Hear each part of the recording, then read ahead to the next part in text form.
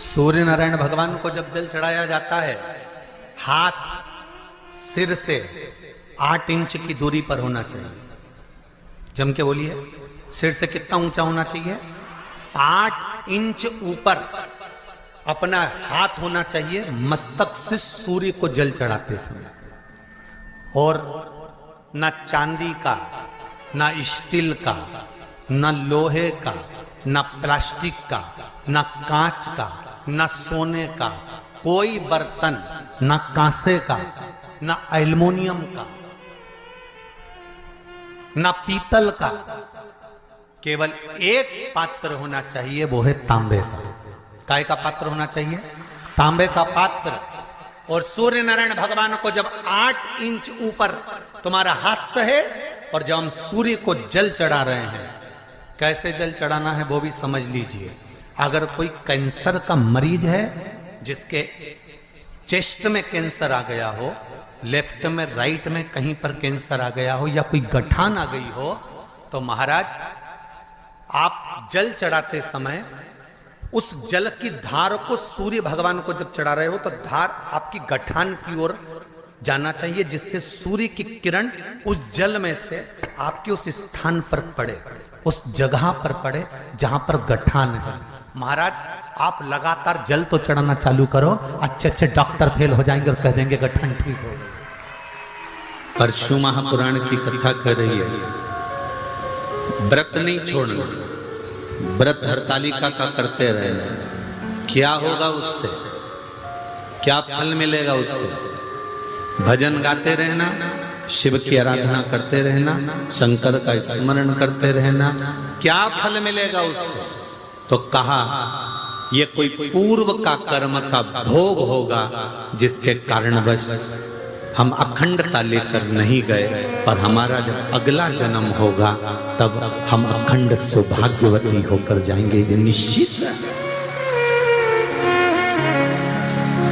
अखंड व्रत धारण करने वाला, अखंड व्रत को करने वाला फिर अखंडता ही लेकर जाता है, ये निश्चितता हो जाती है उसकी, ये उसकी निश्चितता है।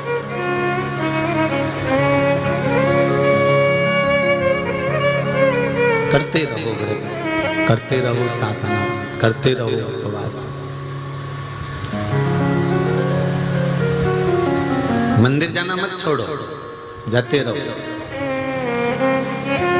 शिव जी को 1 लोटा जल चढ़ाना मत छोड़ो, चढ़ाते रहो।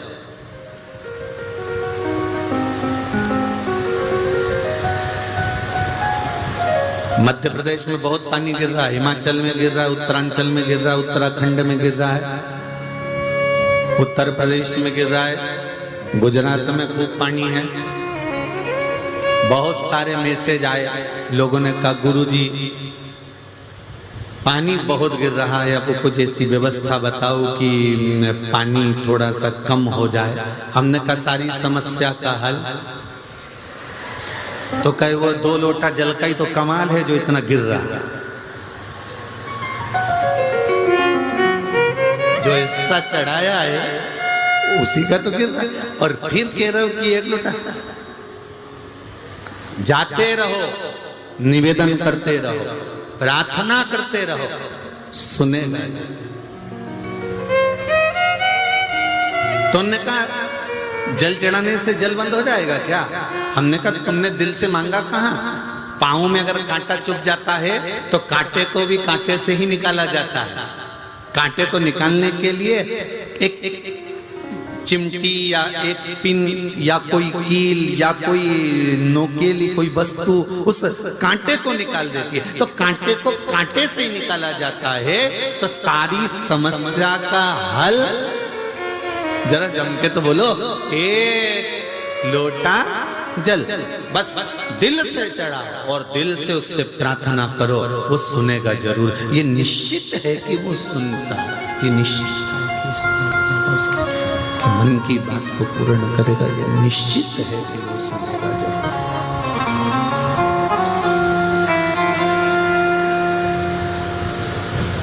सुनेगा वो, ये निश्चित है। महाराज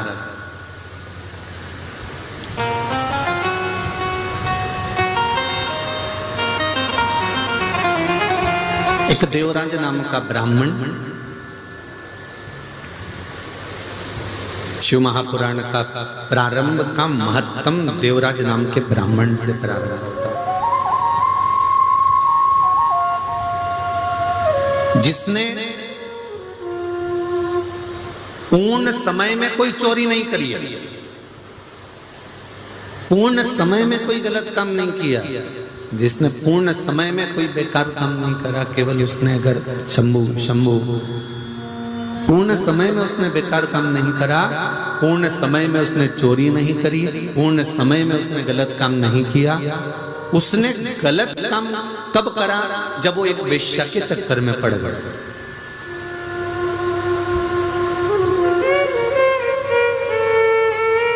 एक वेश्या का संग मिल गया और उस वेश्या का जो संग था, वो वेश्या के संग ने इसको पकड़ रखा।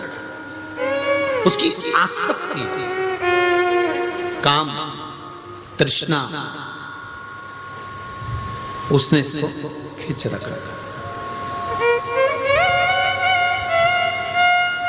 और उस आसक्ति के कारण, उस काम के कारण, उस तृष्णा के कारण वैश्या ने एक बार इससे कह दिया कि मुझे रानी के गले का हार चाहिए। तो ये हार चुराने के लिए गया और चोरी कर लेकर आया। तो राजा को मालूम पड़ गया, उसने दूतों को भेज दिया, ये भागता भागता शिव मंदिर में पहुंच गया। आप देखिए, जब तक ये वेश्या के संग में नहीं था, ये वेश्या के संग में नहीं आया था, वेश्या से इसका संबंध नहीं जुड़ा था, तब तक ये जितना कमा रहा था परिवार अच्छे से चला रहा था, जितना ला रहा था उससे इसका परिवार चल रहा था, जितना इकट्ठा कर रहा था उससे इसका पूरा परिवार आराम से चल रहा था, परिवार में कोई तकलीफ नहीं थी।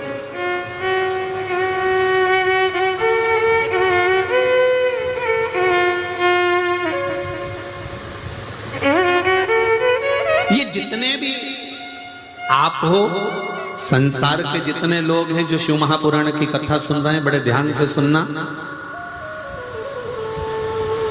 जब तक आप परिवार के प्रपंच में, गलत लोगों के प्रपंच में नहीं पड़ते, तब तक आपकी बहुत सारी कामनाएं या तमन्नाएं नहीं रहती। आप तो भगवान से जब छोटे रहते हो ना, तब भगवान से थोड़ा ही मांगते हो, बस एक छोटा सा घर हो, छोटा सा आनंद हो, भगवान की कृपा हो, मैं रोज मंदिर में पूजन करूं।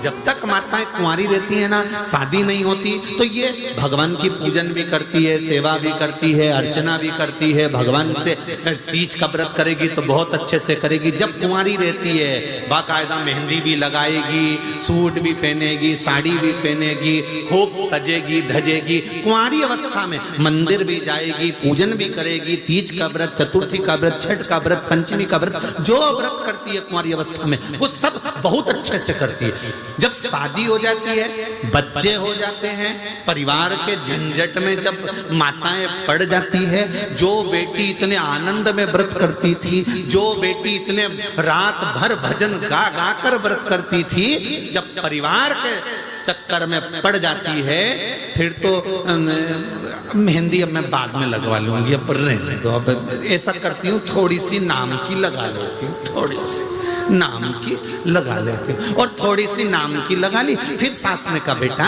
अभी तो तेरी शादी हुई है, 2-3 साल तो हुए शादी को, अच्छे से मेहंदी लगा, अच्छे से तीज का व्रत कर, अच्छी अच्छी साड़ी पहन, खूब तो घर में साड़ियाँ रखी है, एक से बढ़कर एक पहन। अरे मम्मी बस अब मुझसे बनता नहीं है, तो कहीं डोकरी हो गई,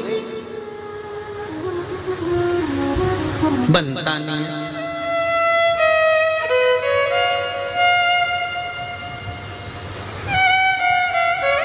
ये किसी एक के साथ नहीं, सबके साथ है। जब गाड़ी नहीं थी, 4 व्हीलर नहीं थी, तब नागनाथ भगवान से, ओड़ा नागनाथ में जाकर, पल्ली बैजनाथ में जाकर, त्र्यंबकेश्वर जाकर भगवान को विनती कर कर आए थे, बाबा बस 4 व्हीलर गाड़ी आ जाए, फिर तो जब 15 दिन में, 8 दिन में, 10 दिन में मैं दर्शन करने आ जाऊंगा। भगवान ने कहा चलो प्रैक्टिकल कर लेते हैं। भगवान ने इसको एक 4 व्हीलर गाड़ी दे दी। अब इतना मौजी राम हो गया, सब दूर जाने के लिए गाड़ी है पर भगवान के धाम जाने के लिए गाड़ी कभी तैयार नहीं होती, जब तैयार करे तब कैंसिल। भगवान भी कह रहे थे, इसीलिए नहीं दे रहा था, इसीलिए नहीं दे रहा था।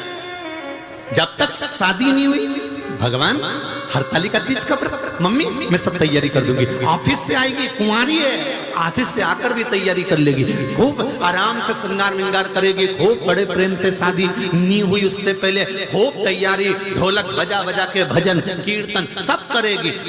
आसपास में माताओं को भी खिलाएगी, भाभी आना, काकी आना, हमारे यहाँ तीज का व्रत है, हमारे यहाँ तीज का व्रत है, हमारे यहाँ हरतालिका तीज का व्रत है, हमारे यहाँ फुलेरा बंधेगा, हमारे यहाँ शंकर जी की पूजन हो, सबको किया। और शादी होने के बाद में अब 4 बार 5 बार सास कह रही है, बेटा अब तो उठ जा, कर ले कुछ थोड़ा बहुत तैयारी कर ले पूजन की।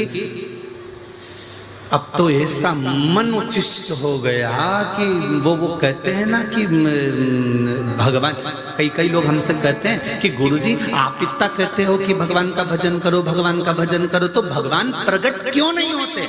भगवान की कथा कह रही है कि गाड़ी मांगी थी, गाड़ी दे दी, गाड़ी आने के बाद गाड़ी की कीमत घट गई। फ्रिज नहीं था घर में, रोज प्राण खाए पति के, फ्रिज ला दो, फ्रिज ला दो, फ्रिज ला दो। जिस दिन से फ्रिज आया, एक बार अच्छे से सफाई नहीं करी, वो फ्रिज कचरे जैसा अंदर से हो रहा। वॉशिंग मशीन ला दो, वॉशिंग मशीन ला दो, जब तक वॉशिंग मशीन नहीं आई तो उसकी कीमत इतनी थी। वॉशिंग मशीन आ जाए, वॉशिंग मशीन आ जाए, वॉशिंग मशीन आने के बाद ऐसी है कि वो में चूहा भरा दिया महाराज। बोलो सही है कि गलत है? नहीं, थोड़ा बुरा लगेगा, हिंगोली वालों थोड़ा सा लग सकता है, और लग जाए तो लग जाए। हल्दी की मंडी में कथा चल रही है, बेच देना,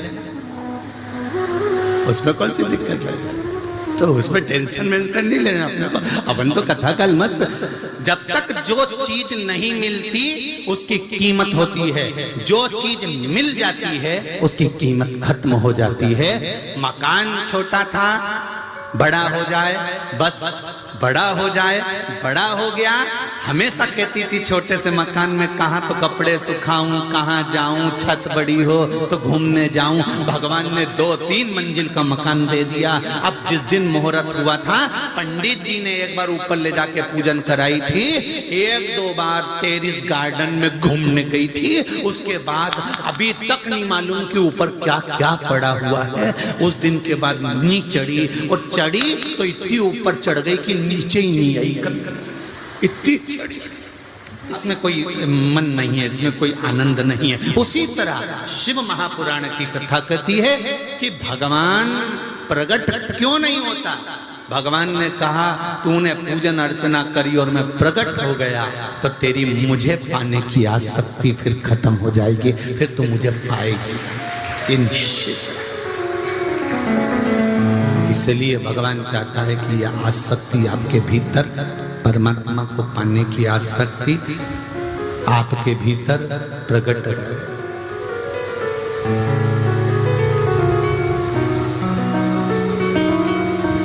आपके भीतर प्रकट। इसीलिए कहा शिव अर्चना का सुख ही दूसरा है।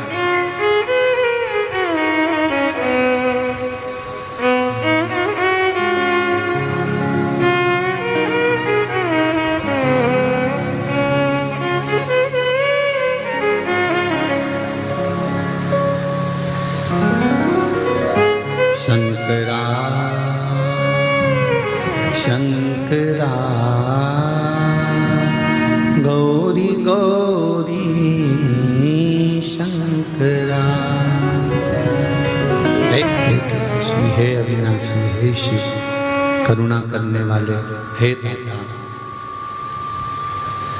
आप करुणा करिए। तो जो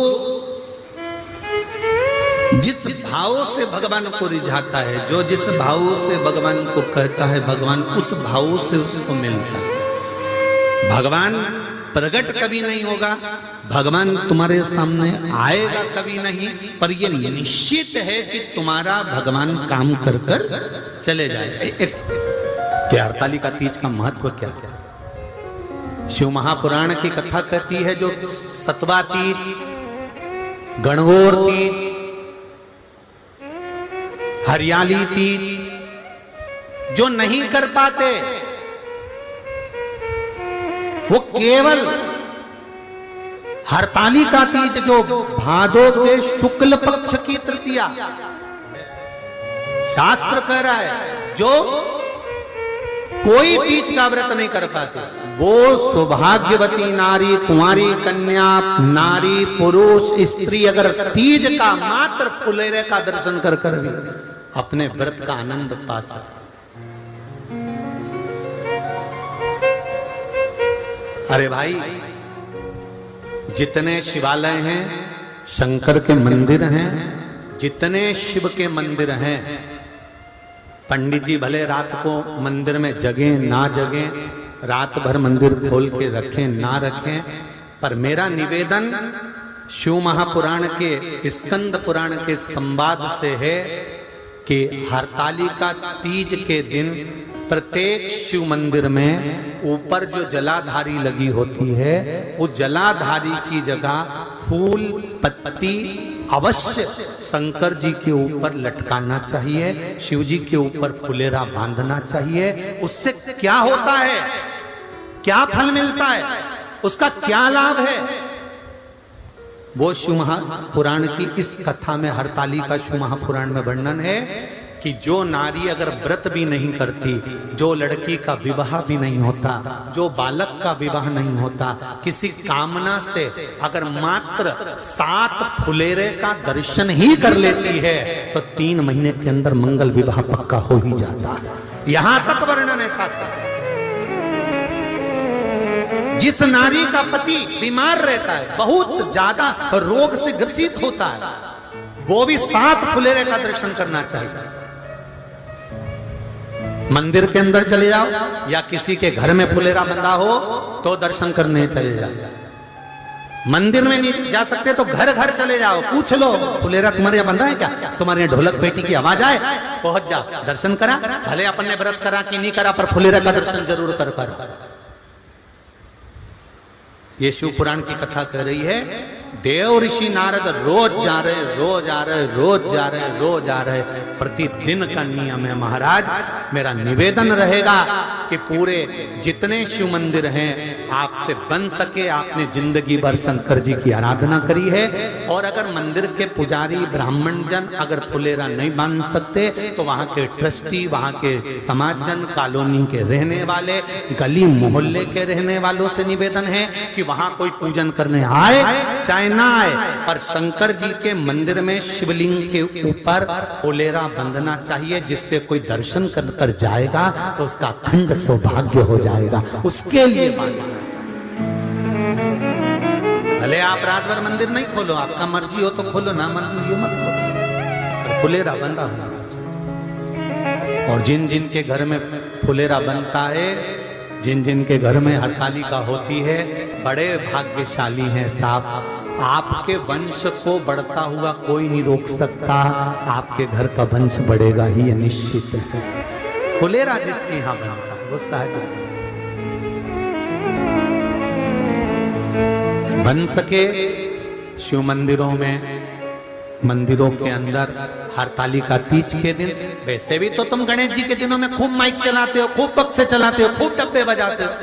हरतालिका तीज के दिन बन सके थोड़ा सा भजन कीर्तन, तुम कोई नहीं आए तो तुम बक्से में लगा दो, चोंगा में लगा दो, पर थोड़ा सा कीर्तन। उस दिन मेरा देव अधिदेव महादेव, मेरा शंकर पार्वती जी के लिए सम्मुख में प्रकट हुआ था और पार्वती को अखंड सौभाग्य दिया था शिव जी। वो सहज नहीं है। 30 तारीख को हरतालिका तीज है, दिल से शिव को मनाना। देव ऋषि नारद शंकर जी को पहुंचते मिलते हैं, कई समय निकल गया, कई वर्ष निकल गए, पर देव ऋषि नारद जब जब आए तब तब शंकर भगवान नेत्र बंद कर कर मिले। आज देव ऋषि नारद खड़े थे, इतनी देर में तुमरुका जी का आगमन हो।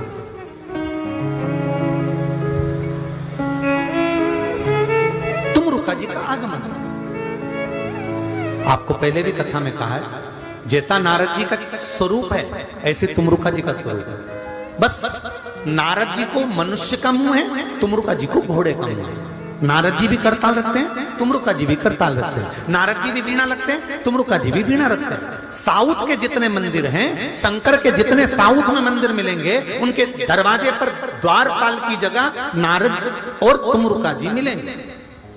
आप लोगों ने कई बार दरवाजे पर दर्शन करा होगा कि एक तरफ नारद जी खड़े, दूसरी तरफ घोड़े का मुंह लगाए हुए, बीना पकड़े हुए, करताल पकड़े हुए कोई खड़ा है। आपको भले नहीं मालूम है, परंतु उसका दर्शन करना वो तुमरुका जी हैं, शंकर के भगत, शिव के उपासक, जिसका केवल नाम ले लेने से गर्भ में अगर बच्चा है और डॉक्टर कराए कि ये उल्टा है और ये बच्चा नाल में फंस गया है, इसका ऑपरेशन होगा, केवल तुमरुका जी का नाम लेकर 7 गुड़ की डली लेकर शिव जी पर से घुमाकर उसको ऑपरेशन के रूम में ले जाएं या उसके बच्चे होने के लिए लेकर जाएं, उससे पहले एक एक डली उसको हर 15 मिनट में खिलाना प्रारंभ कर दो। ऑपरेशन की जरूरत ही नहीं पड़ेगी, नॉर्मल डिलीवरी ही हो। तुमरुका जी के नाम की वो गणगण, तुमरुका जी के नाम की वो आराधना, जो बच्चा गलत मार्ग पर जा रहा है, अपनी समाज के अंतर्गत अपने परिवार के बताए अनुसार विवाह नहीं करना चाहता और गलत संगत में गलत धर्म की ओर जा रहा है, उसको रोकने के लिए भी तुमरुका जी का स्मरण होता है कि ये गलत संगत में ना चले जाए, गलत संगत में ना पड़ जाए, पढ़ने गया है कहीं गलत जगह पर ना पड़ जाए, उसके लिए भी तुमरुका जी का स्मरण होता है। तुमरुका जी का नाम लेकर कमलगट्टे का जल शिव को समर्पित करा जाए। महाराज बड़ा तुमरुका जी के नाम का स्मरण है।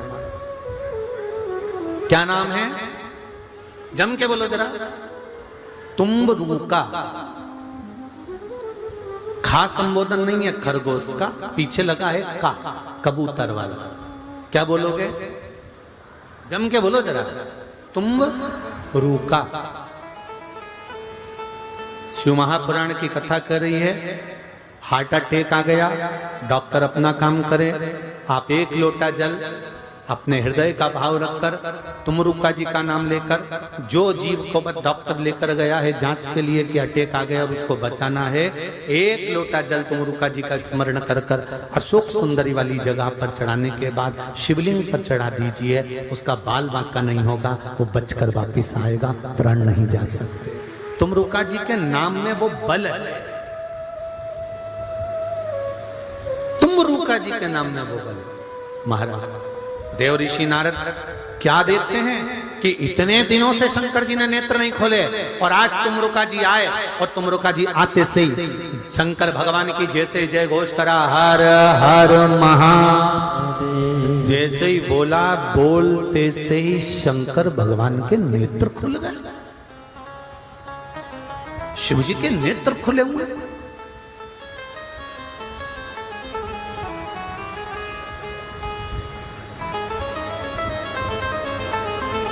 शंकर भगवान के नेत्र खुले हुए। देखा शंकर भगवान ने नेत्र खोलते से ही पूछा, तुमरुका जी कैसे आना हुआ? रिटर्न बढ़ा, तुमरुका जी कैसे आना हुआ? कैसे आए हो तुमरुका जी? तुमरुका जी ने हाथ जोड़कर निवेदन करा, बस प्रभु आपका दर्शन करना था, बहुत दिन हो गए थे, दर्शन नहीं मिल रहा था, इसलिए आया। दर्शन किया, तुमरुका जी चले गए। देव ऋषि नारद ने शंकर भगवान को प्रणाम कर कर कहा, एक बात समझ में नहीं आई मेरे ओघड़दानी। शिव जी पूछे क्या? मैं रोज आया, तुमने नेत्र नहीं खोले। तुमरुका जी आते से ही हर हर महादेव बोले और तुमने नेत्र खोल दिए।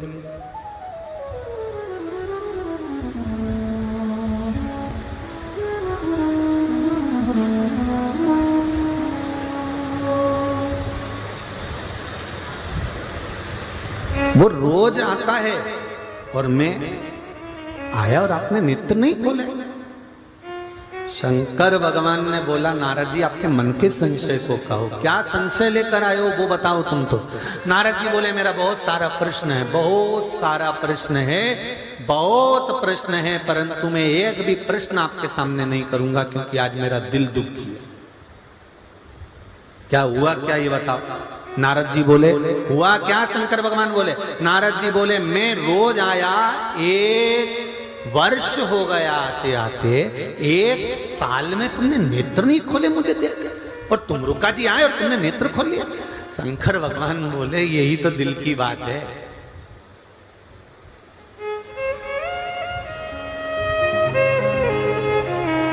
जो रात को 9 बजे सो जाता है, जब दिल लग जाता है ना तो 1 बजे तक भी नींद नहीं आती। फिर मोबाइल पे जब तक बात ना हो, वो एक गीत बोलते हो ना, आ बैठ मेरे पास तुझे देखता रहूं, ना मैं कुछ कहूं ना तू कुछ कहे। बस शिव जी कहते हैं जिसने मुझसे हृदय लगा लिया, जिसने मुझसे दिल लगा लिया, शंकर जी कहते हैं फिर वो मेरे पास आता है। तो शिव जी कहते हैं उसको मेरे पास आकर दर्शन करने की जरूरत नहीं पड़ती, जो प्रतिदिन मेरा दर्शन करने आता है। शंकर भगवान कहते हैं जो प्रतिदिन मेरे दरवाजे पर पहुंचता है, दिल लगाकर पहुंचता है, कोई प्रश्न नहीं, कोई संवाद नहीं, केवल दर्शन के लिए पहुंचता है। शिव कहते हैं उसको दर्शन करने के लिए आने की जरूरत नहीं पड़ती। जब वो आता है तो शिव कहते हैं मैं उसका दर्शन करता हूं, वो मेरा दर्शन नहीं करता, मैं दर्शन। तो मुरुका जी शंकर भगवान का दर्शन नहीं करते, दर्शन कौन करता है? शंकर भगवान तुमरुका जी का दर्शन करते। प्रभु शिव जी को नमन करा। अब देवऋषि नारद यहाँ रुके ही नहीं, हमारे यहाँ यही बात बड़े सुंदर ढंग से कही, बहुत सुंदर ढंग से बोली, भगत के वश में। इसी बात को कहा ना, तुमरुका जी शंकर जी का भजन करते हैं और शंकर जी का भजन करते हैं तो तुमरुका जी को पकड़ लो तो शिव अपने आप कार्य करेंगे। भगत के वश में भगत बिना ये कुछ भी नहीं है, अरे भगत हैं इनके प्राण, भगत के वश में है भगवान। अब नारद जी शंकर जी के पास नहीं गए, ब्रह्मा जी के पास नहीं गए, इंद्र के पास नहीं गए, विष्णु जी के पास नहीं गए, कहीं नहीं गए। नारद जी सीधे तुमरुका जी के पास गए। तुमरुका जी बैठे हुए थे, पार्थिव शिवलिंग का निर्माण कर रहे थे। तुमरुका जी बालू का रेत का शिवलिंग बना रहे थे, मिट्टी का शिवलिंग बना रहे थे, और मिट्टी का शिवलिंग वो भी केल का पत्ता, केले का पत्ता नीचे, उसके ऊपर शिवलिंग का निर्माण कर रहे हैं। और शिवलिंग का निर्माण कर कर ऊपर उन्होंने देखा कि एक सुंदर बांस की टोकनी लगाई है, उस पे मालाएं लटकाई गई है, सुंदर सुंदर श्रृंगार किया गया है, जिसके नीचे एक सुंदर सा पाटा है, पाटे के अंदर एक सुंदर सी थाल है, थाल के अंदर सुंदर केले का पत्ता रखा हुआ है, उस केले के पत्ते के ऊपर एक सुंदर शिवलिंग का निर्माण कर रहे हैं। तो तुमरुका जी से पूछ लिया देव ऋषि नारद ने, ये आप क्या कर रहे हो? ये क्या हो रहा है, क्या कर रहे हो? तुमरुका जी ने कहा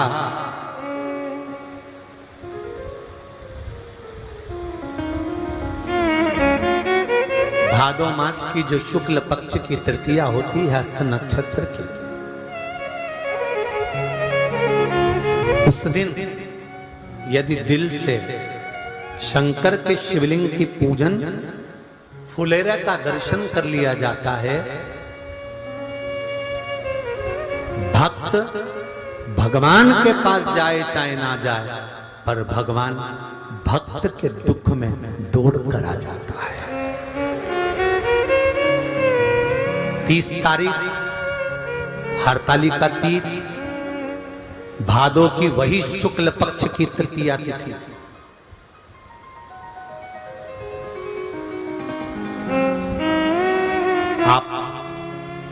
सतवा तीज करते हो या हरियाली तीज करते हो या गणगौर तीज करते हो, कोई सी भी तीज करते हो, मना नहीं, पर फुलेरा का दर्शन हरतालिका तीज पर ही होता है।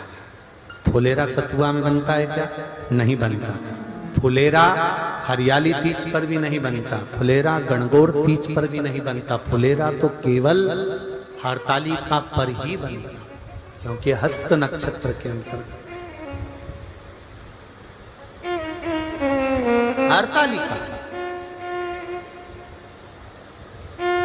अब कहा, वर्णन किया, आप ये क्या कर रहे हैं? तो कहा मैं पूजन की तैयारी कर रहा हूं। हरतालिका पूजन प्रदोष काल से प्रारंभ हो जाता है। शाम के समय कई लोग आटोयाम का करते हैं, कोई 5 समय का करते हैं। यहाँ कितने समय का करते हैं? 5 समय का होता है। तो कई लोग 8 समय का, कई लोग 5 समय का करते हैं। जो 5 समय की पूजन होती है प्रदोष काल से शाम के समय से प्रारंभ कर देते हैं। सुबह ब्रह्म मुहूर्त तक पूजन होती है। उस अलग अलग पूजन में अलग अलग आरती का क्रम रहता है। भगवान की थाली वही की वही रहती है, उसी से पूजन पूरी रात होती रहती है। शिव की आराधना होती है, भजन होता है, कीर्तन होता है, मंत्र स्मरण होता है, जाप होता है ढोलक पीट पीट के। श्री शिवाय नमस्तुभ्यं, श्री शिवाय नमस्तुभ्यं, श्री शिवाय नमस्तुभ्यं, श्री शिवाय नमस्तुभ्यं, श्री शिवाय नमस्तुभ्यं, श्री शिवाय नमस्तुभ्यं, श्री शिवाय नमस्तुभ्यं, श्री शिवाय नमस्तुभ्यं। देवर्षि नारद ने पूछ लिया। अब देवर्षि नारद का जो प्रश्न था वो देवर्षि नारद ने प्रकट कर दिया। प्रश्न क्या था देवर्षि नारद का? हे तुमरुका जी, पार्वती मैया को तप करते करते, साधना करते करते, व्रत करते करते, उपासना करते करते बहुत समय हो गया, पर मैंने कहा था हिमालय राज जी को, अगर पार्वती शंकर की आराधना करे तो इनको पति के रूप में शिव मिलेंगे, पर अभी तक शिव मिले नहीं। मेरे जैसे गुरु को पाने के बाद भी अगर पार्वती को शिव ना मिले तो मेरा गुरु तत्व बेकार है। तुमरुका जी ने एक शब्द कहा, आप गुरु हो माना, पर अहंकार नहीं होना चाहिए कि आप बताएंगे तो ही होगा। नहीं नहीं, आप शिव के ऊपर छोड़ दो, शंकर के ऊपर आश्रित कर दो।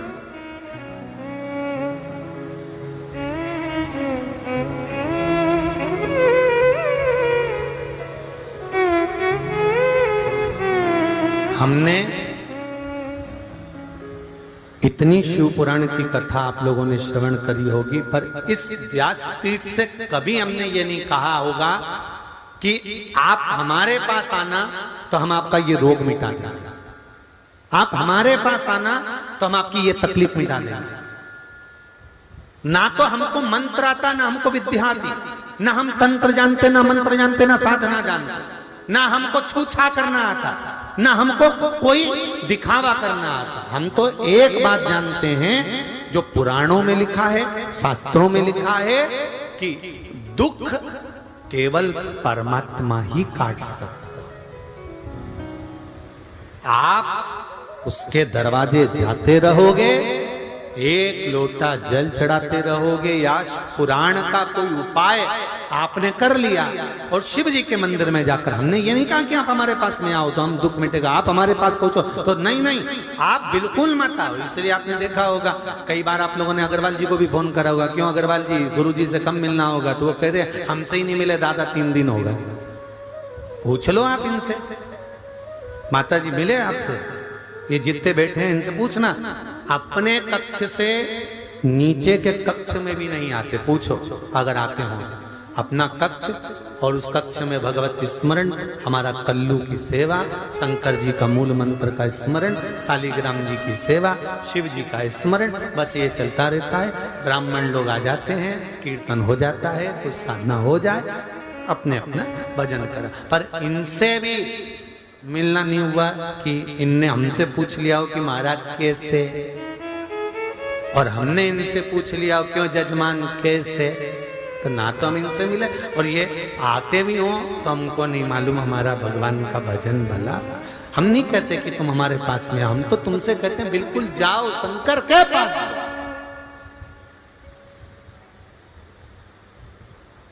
उनके पास जाओ ना, उनका भजन करो, उनका कीर्तन करो, उनका स्मरण करो, उनका मंत्र जाप करो, उनका नाम जाप करो।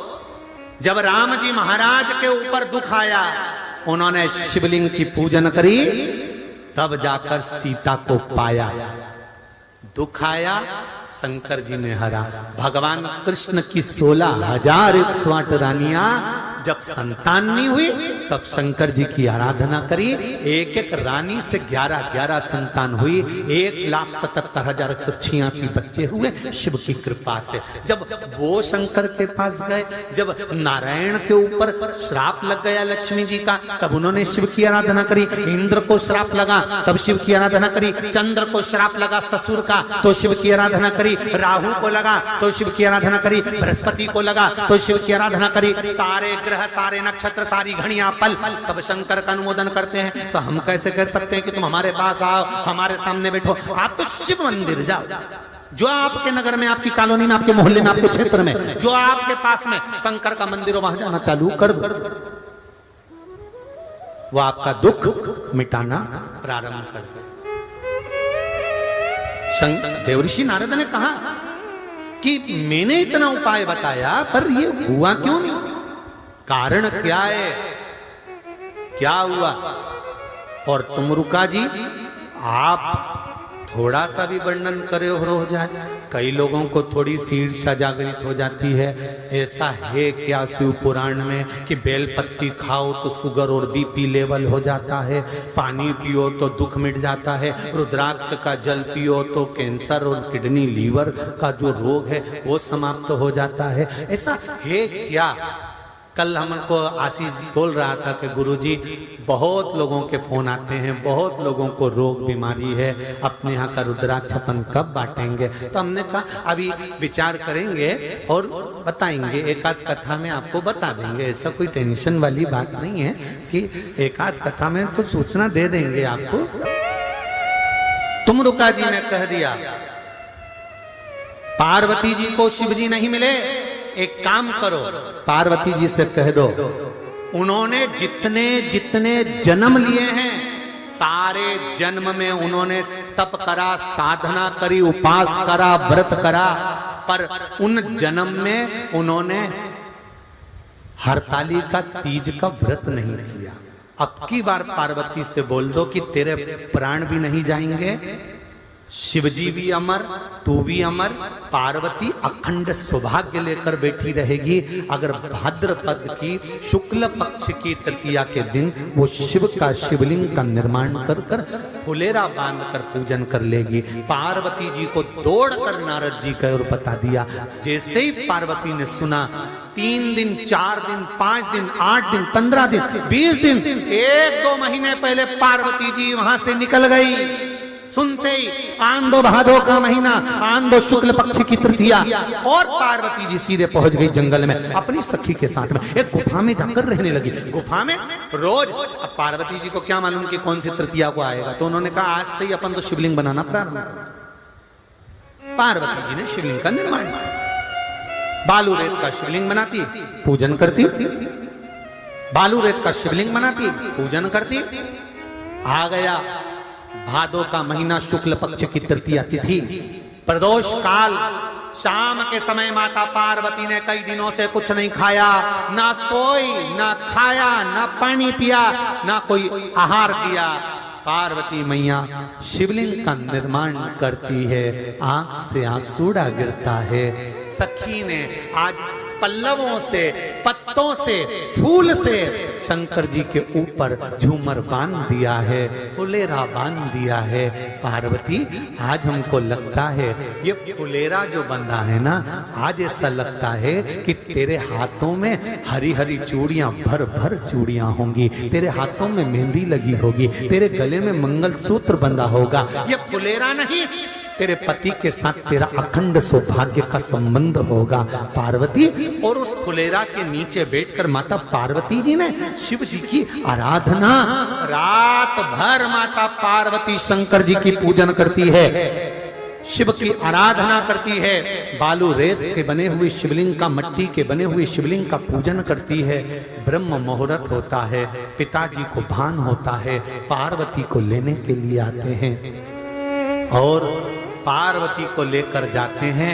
तब पार्वती जी का विवाह शिव जी के साथ में पक्का हो जाता है और पार्वती का मंगल विवाह हो रहा है। पूरा भारत में, पूरे विश्व में हरतालिका तीज मनाई जाती है, चाहे वो उत्तर प्रदेश हो, चाहे महाराष्ट्र हो, गुजरात हो, राजस्थान हो। साधारण से साधारण नारी भी भगवान शंकर के पूजन करती है। हरतालिका तीज की रात भर 5 बार पूजन करना, 5 बार स्नान करना, 5 बार शिव जी की आराधना करना, आरती करना, सवेरे ब्रह्म मुहूर्त में भगवान शंकर का पूजन कर कर विसर्जन करने जाना।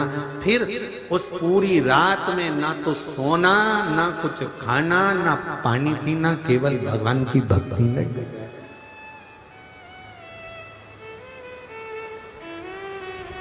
केवल शिव भक्ति। जैसे ये शिवलिंग आपने बनाया, बालू रेत का, मिट्टी का जो शिवलिंग का निर्माण करा है, उस शिवलिंग का निर्माण करने के बाद में आपके मध्य में जब आप शिवलिंग बनाते हो घर के अंदर, हॉल में या मंदिर में, तो ऊपर कोई कुंडी वगैरह लगी हो, पंखा लगा हो, उस पे से रस्सी बांध कर लेकर आकर इस फुलेरे को इस तरह से शिव जी के ऊपर लटकाया जाता है। इसको फुलेरा कहते हैं। ये भगवान शंकर का अखंड सौभाग्य देने का फुलेरा होता है, जिसको माता पार्वती जी, उमा, कात्यायनी देवियों ने इसका स्मरण किया। एक गोल होता है, गोल, चौकोर, तिरछा, जिस तरह से भी बनाना हो, पर शिव जी के ऊपर नीचे शंकर भगवान होते हैं। ये थोड़ा ऊंचा, जिससे पूजन भी आराम से हो जाए, इसको ऊंचाई की ओर लगाया जाता है, जिससे भगवान, जैसे अपन जलाधारी लगाते हैं, उसी तरह से इस फुलेरे को लगाया जाता है। तो इस फुलेरे में कहीं ना कहीं पत्तियों को भी लगाना चाहिए। माला के साथ में कोई आम की पत्ती हुई, अशोक की पत्तियां हुई, उसका भी स्मरण इसमें आता है महाराज, उसका भी स्मरण।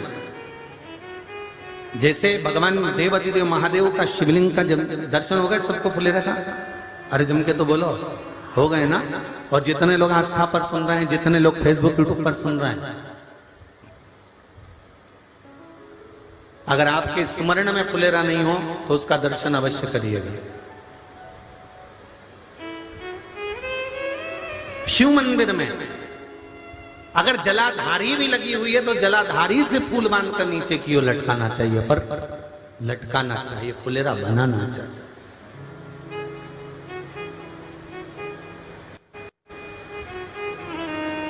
सात फल हैं फुलेरा। कितने फल हैं? 7। ध्यान दीजिएगा। पहला, फुलेरा जो नारी व्रत करती आती है और व्रत कर्म उसका चलता रहता है, उस व्रत कर्म के अंतर्गत मान लो किसी कारणवश बीमारी में, कोई गमी के अंतर, कोई सूतक सावड़ के अंतर्गत अगर नारी पूजन नहीं कर पाती है, पूजन नहीं कर पाई और उसने केवल फुलेरे का दर्शन ही कर लिया, अपने पलंग पर पड़ी पड़ी भी फुलेरे का दर्शन कर लिया है, तो नारी को हरतालिका तीज के व्रत का फल प्राप्त हो जाता है। 7 फल हैं भगवान शंकर के हरतालिका तीज के फुलेरे का। पहला फल व्रत का मूल, दूसरा यदि कोई नारी आई और उसके संतान नहीं, 10 साल, 8 साल, 5 साल, 6 साल, 7 साल, 12 साल, 15 साल हो गए, उस फुलेरे का मात्र स्मरण कर कर एक पुष्प भी उसने अगर हल्दी कुंकू का लगाकर उस फुलेरे का टच कर कर भगवान शिव के पावन चरणों में रख दिया है और विनती कर कर गई है, तो अगला फुलेरा वो खुद बनवाती है, उसकी गोदी में संतान आ ही जाता है। अगला फुलेरा वो खुद बनवाएगी, के जाएगी, जी अगली बार फुलेरा मेरी तरफ से बनवा देना, मंदिर में फुलेरा मेरी तरफ से लगवाना, अगली बार जब तुम पूजन करो तो फुलेरा मेरी तरफ से बनवाना। ये फुलेरे का मान। तीसरा,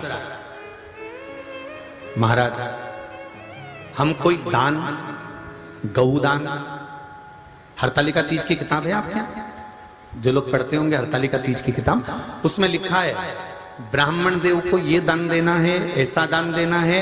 अब कोई गरीब है, कोई साधारण है, नहीं है किसी की कैपेसिटी, नहीं दे सकता, तो क्या होता है?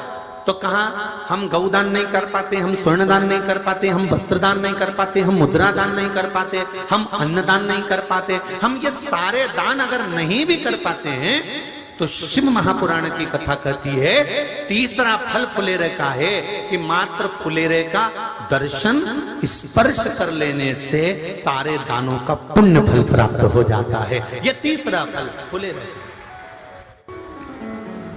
अब हरतालिका तीज का फुलेरे का चौथा महत्व है महाराज। चतुर्थ महत्व हरतालिका तीज के फुलेरे का है, जो कुंवारी कन्या हरतालिका व्रत करती है, पहली बार जो हरतालिका तीज का व्रत करती हैं या हरतालिका तीज का उद्यापन कर देती हैं या किसी कारणवश शरीर ऐसा नहीं रहा कि बिना पानी के नहीं रह सकती, तो 2 बूंद अगर उन्होंने पानी भी पी लिया है या कोई कारणवश कुछ गलती हो भी गई है, तो मात्र फुलेरे का दर्शन कर लेने से वो गलती शंकर स्वीकार कर कर उसको क्षमा कर देते हैं। ये चतुर्थ भाव के अंतर।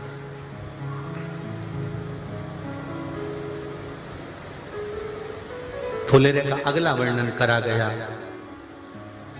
महाराज शिव तत्व की ओर, शंकर भगवान की ओर।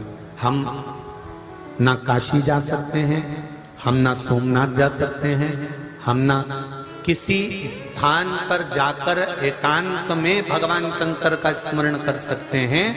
मान लो हमें एकांत में बैठकर शिव की भक्ति करना है, किसी मंदिर में किसी देवालय में जाकर भक्ति करना है, तो फुलेरे का मात्र दर्शन करने से, पूजन स्मरण करने से उस भक्ति का फल भी हमारे खाते में आ जाता है। और फिर अगला आखिरी का जो वर्णन किया गया है वो कहा गया कि पार्वती मैया गुफा में जाकर भगवान का भजन करती थी, शिव का स्मरण करती थी और फिर अपनी सहेलियों के साथ बैठकर शंकर का स्मरण करा, जिसका फल पार्वती को मिला।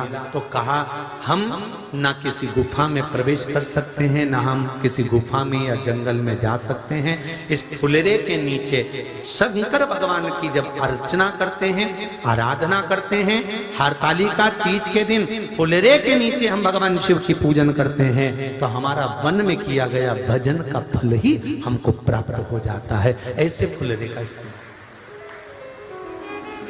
हरतालिका के दिन निवेदन है प्रत्येक शिव मंदिरों का स्मरण हो या जहां हरतालिका व्रत होता है वहां फुलेरे का स्मरण होना चाहिए। शिव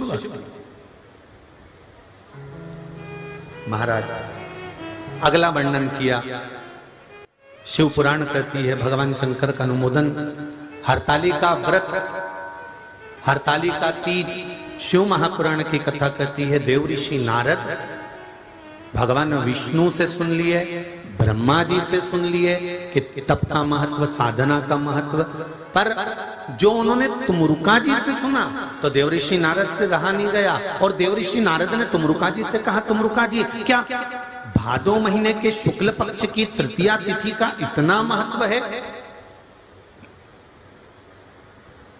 कि शंकर भगवान नेत्र खोल लेते हैं? क्या शिवजी नेत्र खोल लेते हैं? इतना महत्व है?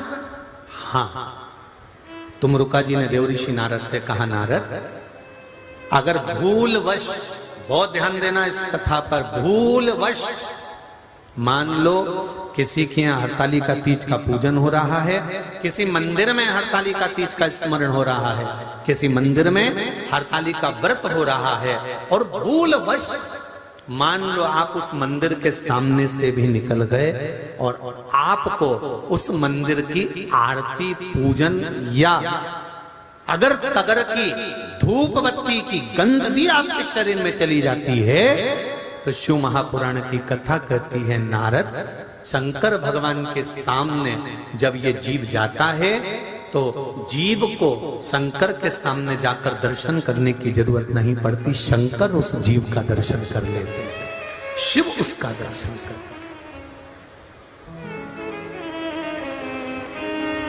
महाराज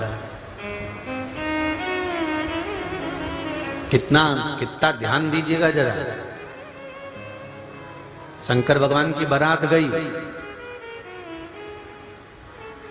सारे हिमालय राज की नगरी के लोग शंकर भगवान को देखने आए थे। सुनिए ना कथा।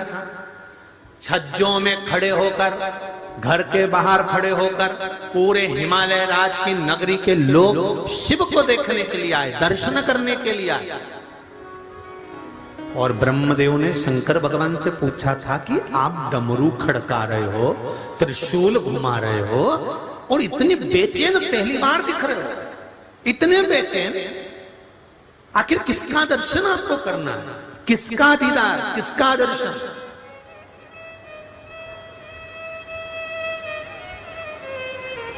शिव जी कहते हैं, जिसने गुफा में बैठकर अपनी सहेली के साथ में भादो शुक्ल पक्ष की तृतीया हरतालिका तीज का व्रत किया था, उस पार्वती को मुझे दर्शन करना है, इसलिए मैं बेचैन हो रहा हूं। उसका दर्शन मात्र करना, उसका मात्र दर्शन करना, मात्र दर्शन। महाराज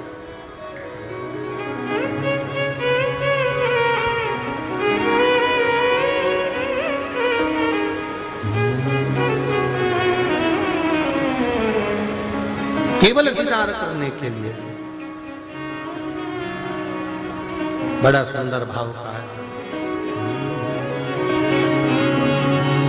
हूं तो कब से खड़ी रे तैयार, भोले में कब आएंगी, तो कब से हुई रे तैयार, भोले मेरे कब आएंगे, वो कब आएंगे, भोले कब आएंगे, वो कब आएंगे, भोले कब आएंगे, वो कब आएंगे, भोले कब आएंगे, वो कब आएंगे, भोले कब आएंगे, ओ कब से हो वीर तैयार, भोले मेरे कब आएंगे, ओ कब से हो वीर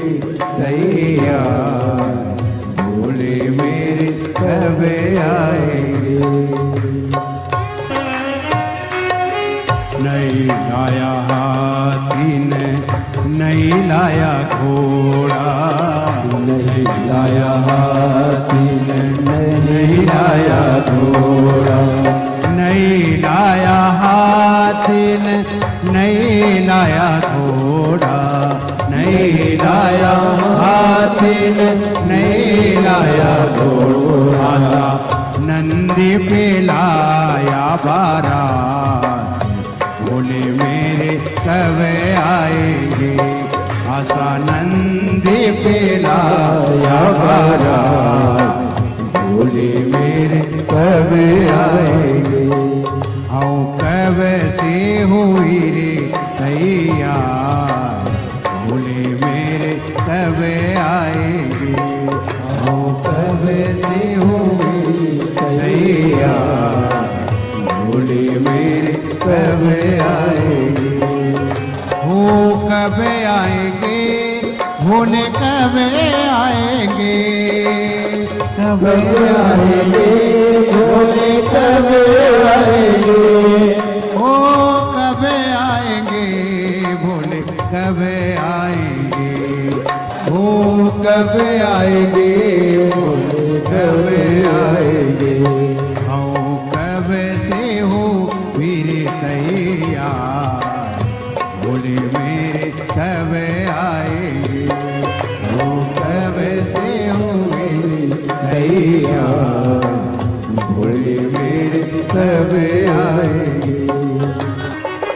नई लागी हाल दिन, नई लागो जिसको, नई लागी हाल दिन, नई लागो जिसको, नई लागी हाल दिन, नई लागो जिसको, नई लागी हाल दिन, नई लागो जिसको, आसी मसान की, आसी मसान की चौपड़ी आया रात, भोले मेरे कब आएंगे, हम कब से हुई तैयार, भोले मेरे कब आएंगे, मैं तो कब से हरी रे तैयार, भोले मेरे कब आएंगे, मैं तो कब से हरी रे तैयार, भोले मेरे कब आएंगे, हाँ भोले मेरे कब आएंगे, ओ भोले मेरे कब आएंगे, ओ भोले मेरे कब आएंगे, हाँ भोले मेरे कब आएंगे, ओ भोले मेरे कब आएंगे।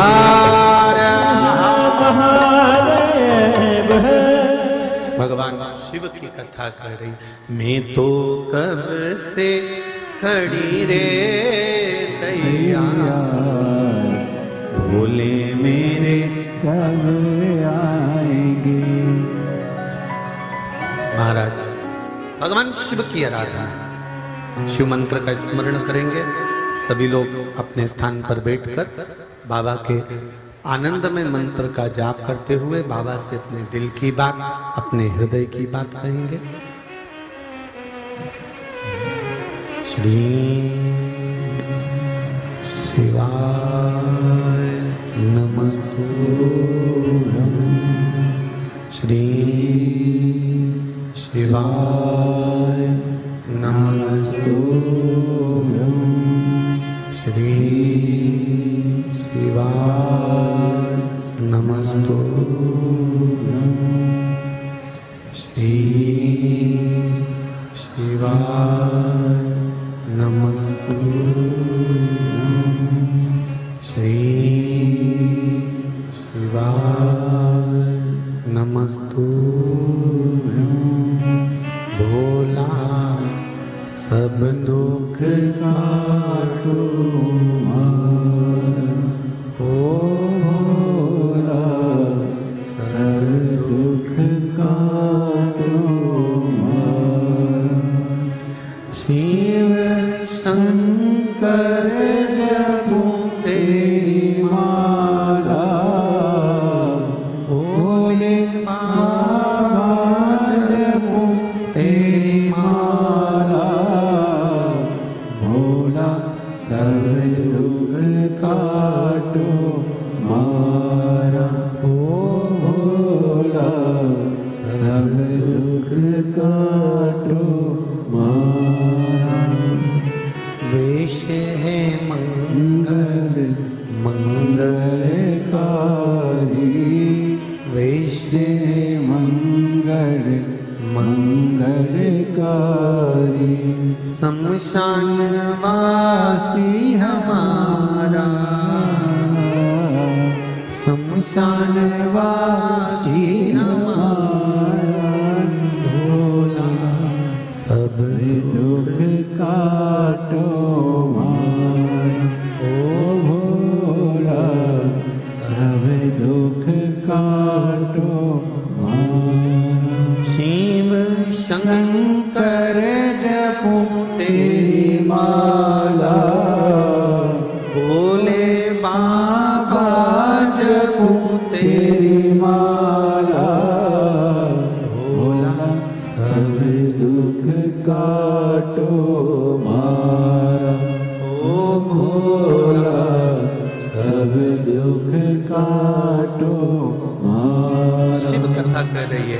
देव ऋषि नारद ने जैसा तुमुरुका जी से सुना वैसा की वैसा ही जाकर पार्वती मैया को कह दिया।